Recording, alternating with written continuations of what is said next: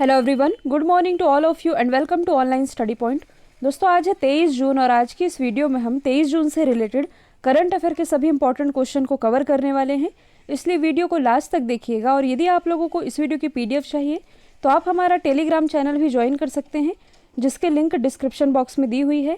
और यदि आप चैनल पर नए हैं तो चैनल को सब्सक्राइब कर लीजिए, साथ ही बेल आइकन दबाना बिल्कुल मत भूलिएगा ताकि आप लोगों को हमारे किसी भी नए वीडियो की नोटिफिकेशन सबसे पहले मिल सके।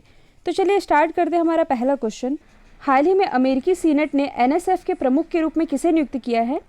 तो देखिए, हाल ही में भारतीय अमेरिकी वैज्ञानिक डॉक्टर सेतुरमन पंचनाथन, इन्हें नियुक्त किया गया है एनएसएफ यानी कि नेशनल साइंस फाउंडेशन के डायरेक्टर के रूप में।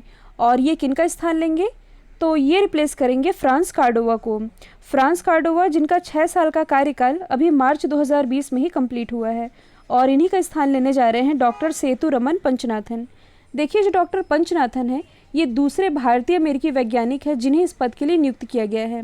तो पहले कौन थे? पहले थे डॉक्टर सुब्रा सुरेश, जिन्होंने 2010 से लेकर के 2013 तक इस पद के लिए कार्य किया था। और अब दूसरे भारतीय अमेरिकी वैज्ञानिक बन गए हैं डॉक्टर सेतुरमन पंचनाथन। अब देखिए, यहाँ पर एक और टर्म लिखा है अमेरिकी सीनेट। जैसे कि भारत में होता है निम्न सदन और उच्च सदन।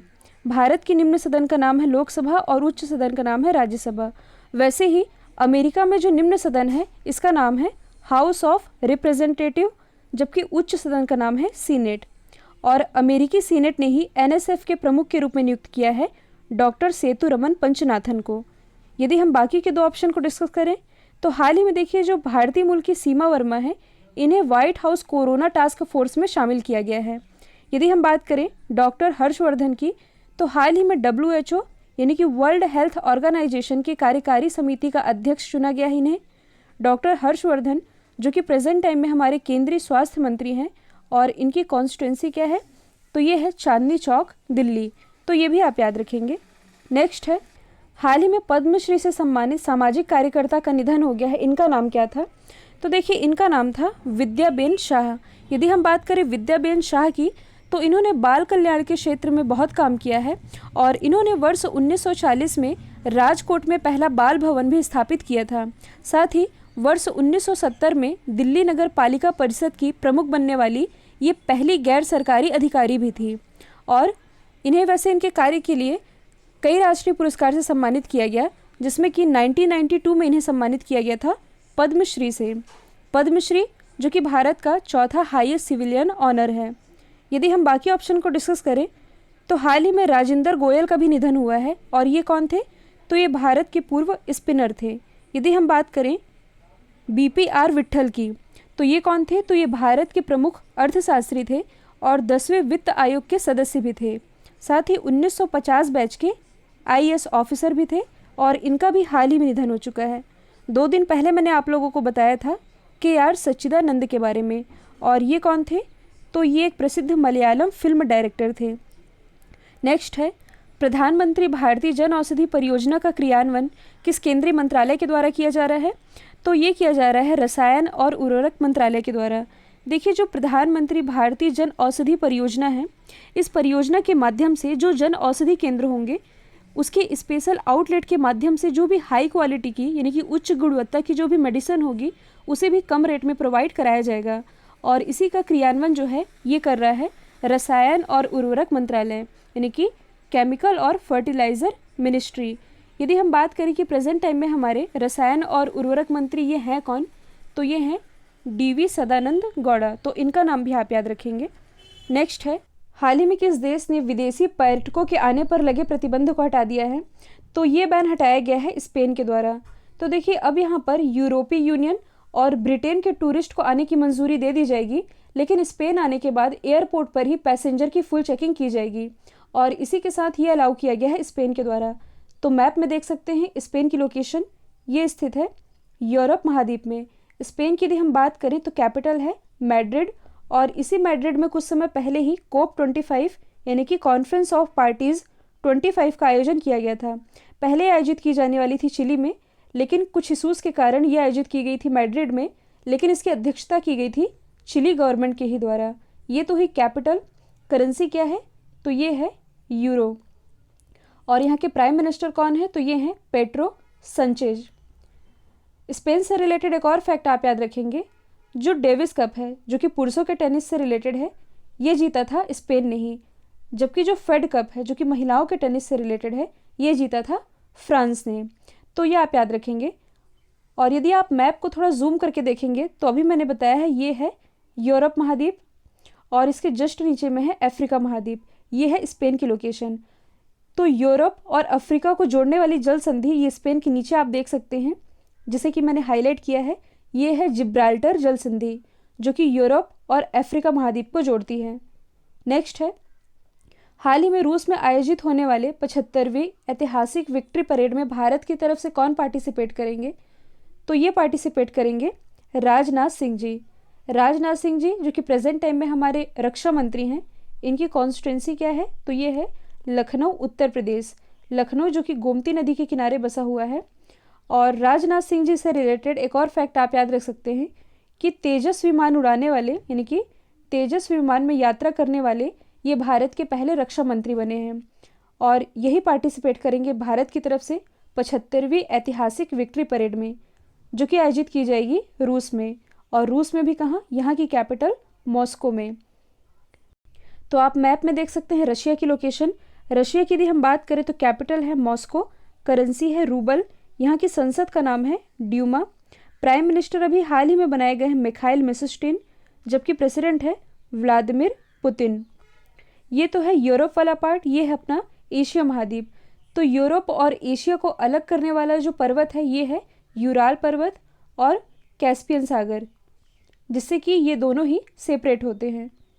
नेक्स्ट है, हाल ही में ट्राई के द्वारा जारी किए गए एक रिपोर्ट के अनुसार मई 2020 यानी कि हाल ही में इंटरनेट स्पीड के मामले में कौन सी कंपनी टॉप पर रही है, तो देखिए हाल ही में जो रिलायंस जियो टेलीकॉम कंपनी है ये रही है टॉप पर।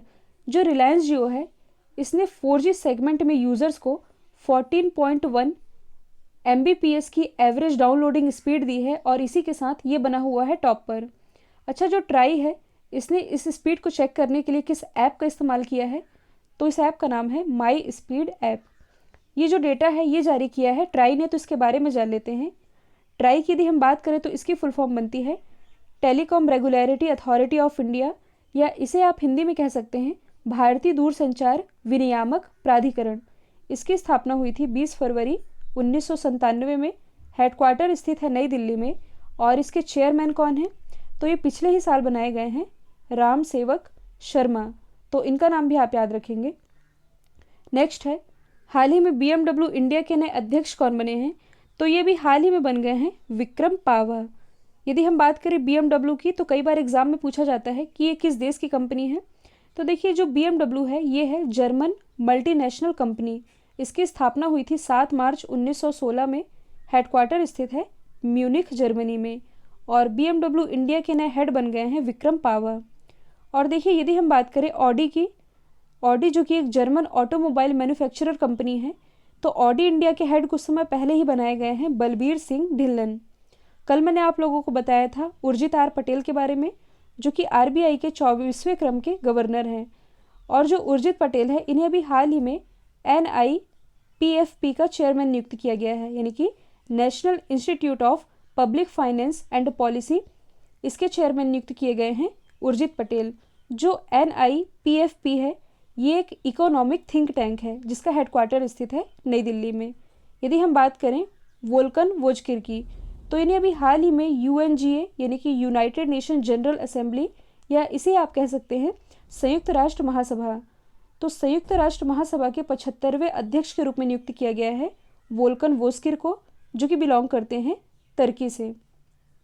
नेक्स्ट है, हाल ही में किस राज्य सरकार ने ऑनलाइन क्लासेस पर बैन लगा दिया है, तो देखिए कुछ दिन पहले मैंने आप लोगों को बताया था कि जो कर्नाटक गवर्नमेंट है इसने KG से लेकर के 5th क्लास तक के बच्चों के लिए ऑनलाइन क्लासेस पर बैन लगाया था।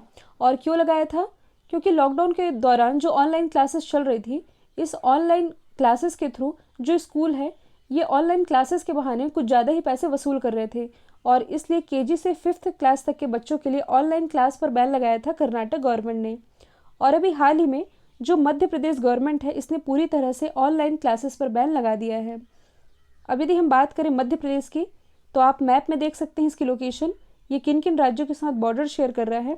मध्य प्रदेश की यदि हम बात करें तो राजधानी है भोपाल, और इसी भोपाल में भारत का पहला गार्बेज क्लिनिक स्थापित किया गया है। मुख्यमंत्री हैं शिवराज सिंह चौहान, और ये मध्य प्रदेश के चौथी बार मुख्यमंत्री बने हैं। गवर्नर है लालजी दास टंडन, और मध्य प्रदेश उच्च न्यायालय के मुख्य न्यायाधीश ये हैं AK मित्तल, यानी कि अजय कुमार मित्तल।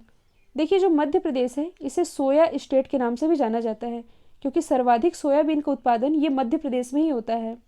साथ ही पूरी तरह से सौर ऊर्जा से संचालित भारत का पहला गांव ये है बाचा गांव, जो कि मध्य प्रदेश के बैतूल जिले में ही स्थित है। नेक्स्ट है, हाल ही में किस स्टेशन में भारत की पहली टिकट चेकिंग मशीन की शुरुआत की गई है। तो ये शुरुआत की गई है नागपुर स्टेशन से, और इस मशीन का नाम क्या है, आत्मा। यहाँ पर इसकी फुल फॉर्म बनती है automated ticket checking and managing access. और ये क्यों स्थापित की गई है, तो इसे आप सिंपल लैंग्वेज में याद रखेंगे। कोविड-19 के प्रसार को रोकने के लिए इसकी स्थापना की गई है नागपुर स्टेशन से।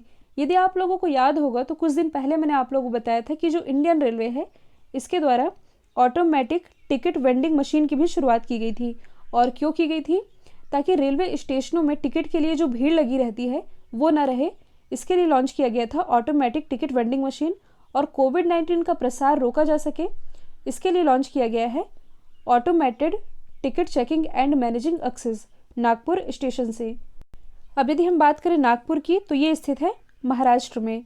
अच्छा, नागपुर जिसे कि संतरा नगरी के नाम से भी जाना जाता है, ये किसकी कॉन्स्टिट्यूंसी है, तो ये कॉन्स्टिट्यूंसी है नितिन जयराम गडकरी जी की। नितिन जयराम गडकरी जी जो कि प्रेजेंट टाइम में हमारे MSME मिनिस्टर हैं, इन्हीं की कॉन्स्टिट्यूंसी है नागपुर महाराष्ट्र।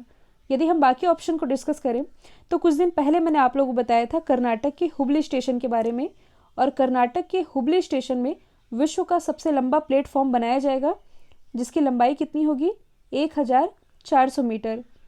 जो लखनऊ का चारबाग रेलवे स्टेशन है, यहाँ से भारत का पहला हेल्थ ATM लॉन्च किया गया है। जो विशाखापट्टनम स्टेशन है, विशाखापट्टनम स्टेशन में भारत का पहला फन जोन स्थापित किया गया है, जो कि स्थित है आंध्र प्रदेश में। अभी तक यदि आप लोगों ने ऑनलाइन स्टडी पॉइंट के मास्टर PDF को परचेस नहीं किया है तो इसकी लिंक ओपन है। इस मास्टर PDF में हिस्ट्री, पॉलिटी, जियोग्राफी, इकोनॉमी और करंट अफेयर के सभी टॉपिक कवर कराए गए हैं, जो कि आपके आने वाले किसी भी एग्जाम के पॉइंट ऑफ व्यू से इम्पॉर्टेंट है। नेक्स्ट है, हाल ही में किस राज्य में श्रमिकों को फ्री में चावल देने की घोषणा की गई है। तो देखिए, ये घोषणा भी हाल ही में की गई है मिजोरम गवर्नमेंट के द्वारा। तो मिजोरम में प्रवासी श्रमिकों को आत्मनिर्भर भारत योजना के तहत फ्री में चावल डिस्ट्रीब्यूट किया जाएगा, और इस योजना के अंतर्गत 10 किलोग्राम चावल फ्री में दिया जाएगा, स्पेशली उन श्रमिकों के लिए जो कि राज्य में विभिन्न परियोजनाओं और अन्य प्राइवेट जॉब में लगे हुए हैं। और इसी की शुरुआत की गई है मिजोरम गवर्नमेंट के द्वारा। तो आप मैप में देख सकते हैं मिजोरम की लोकेशन, ये है मिजोरम। मिजोरम की यदि हम बात करें तो यहाँ की कैपिटल क्या है, ये है आइजोल। मुख्यमंत्री हैं जोरमथंगा। गवर्नर कुछ समय पहले ही बनाए गए हैं PS श्रीधरन पिल्लई।